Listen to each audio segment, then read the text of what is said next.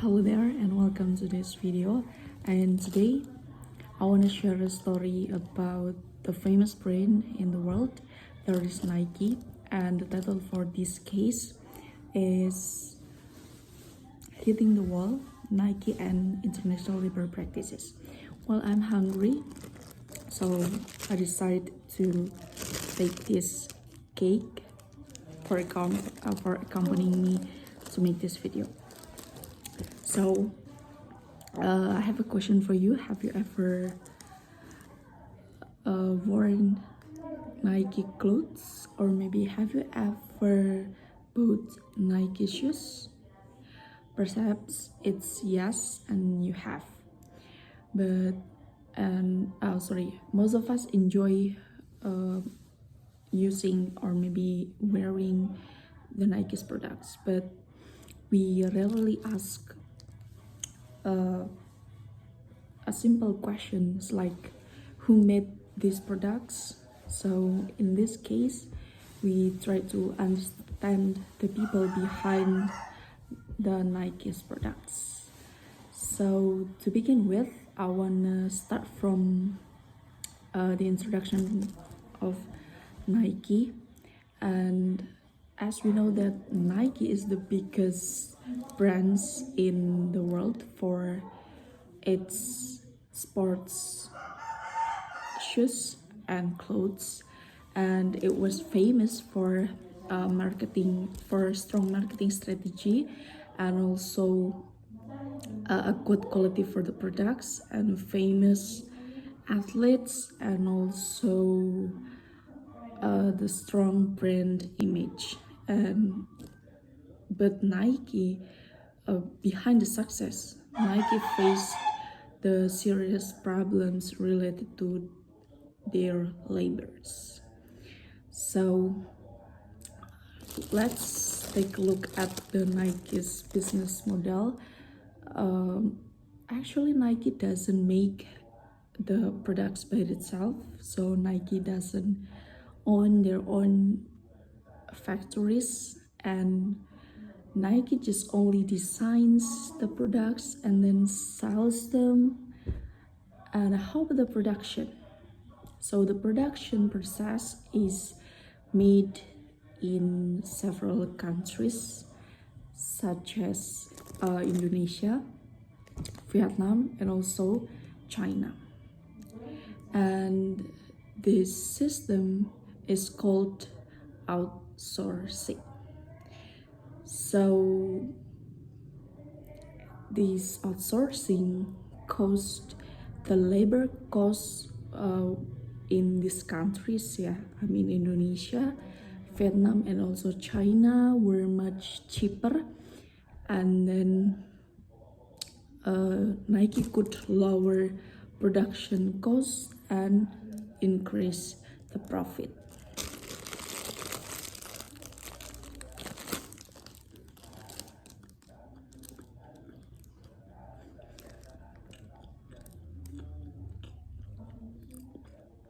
And then in 1990s, workers in Indonesia were reported that they only earned $1 to $2 per day. So how if we compare Indonesian workers to American workers? So the American workers could earn for about $8 per hour. So that was a big gap between Indonesian workers and also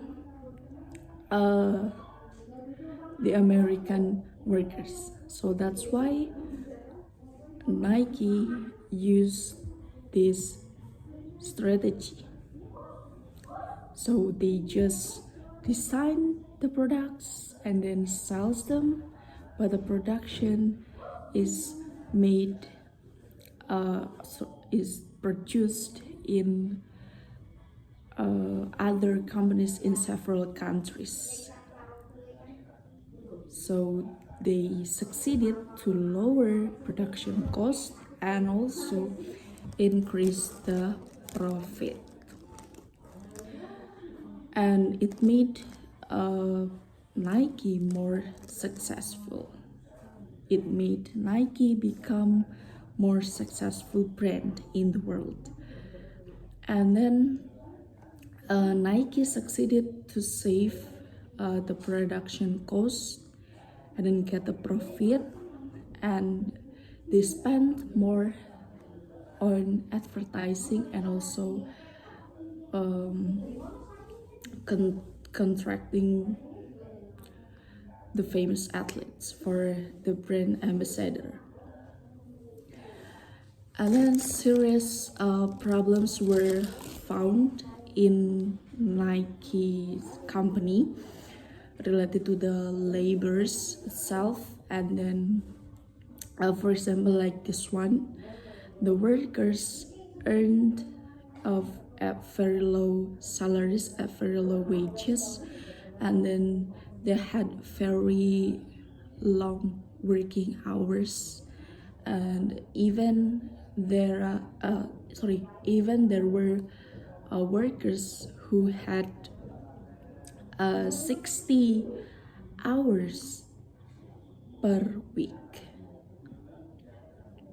And then many workers were reported being exposed to chemicals, and they should live in unfair environment, in unhealthy environment. So, and then there was a big gap between the worker's salary to Nike's profit. We know that at the time, Nike's products were sold in store for about $90 to $150 per pairs. But how about the salary for the workers? Okay, so the labor cost to make a pair of shoes was only $3 per pairs. So it felt like many people felt like that the workers were being exploited. And it took serious concern for some activists. For instance, a labor activist, namely Jeff Bellinger, he brought these issues into media, and it succeeded to gain the public attention. Many newspaper and then magazines or even television reported Nike's issues. And it turned out that there was a shocking data from Jeff that that the factory worker would need 44,000 years to earn the same money as the Michael Jordan, as the Nike's brand ambassador, contract in Nike. It needs 44,000 years. That's too long. So even there were some protests and also boycotts from university students. And then in 1997, there was a time for the Nikes was at the top of the sports brands in the world, for the famous sports brands in the world. And then the stock price hit $76. But because of this some protests and also the boycotts from many people in 1998, the profits fell by 69%. So let's talk about the effect for this from these issues. So Nike faced its first loss in 13 years, and then many workers of Nike lost their jobs. And then Nike's CEO, namely Phil Knight, finally admitted that Nike was linked to was linked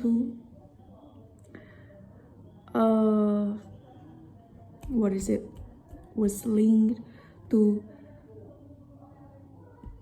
labor abuse, because it turned out that in some companies there were some workers who had under 14 ages, and then it is called hitting the wall. So now we would like to see how the Nike's response and how their improvement and what Nike improves related to these problems. Number one, Nike started to change some policies related to the labor, and then the second, it applied a requirement for the age of the workers, the minimum age, and then it increased a factory monitoring, and also Nike joined the Fair Labor Association. And however, there was still ongoing debates, even though there were some improvements made by Nike, and many critics say that the workers' salary were still too low at the time to support the workers' life, and then it showed that increasing labor conditions is not early, it's not tough, it's not difficult enough. So it ends up to the end of this video. We can summarize that business success must be balanced to the social responsibility. And then the second one, this case teaches us that global companies must be responsible for their workers, and there is no exploitation for the workers and so on. And also the cheap labor turns out it can damage the company's brand image at the society, and also business success without responsibility is useless, it's nothing. So that is all from me about Nike's the journey of Nike and its workers, and the struggle of Nike's and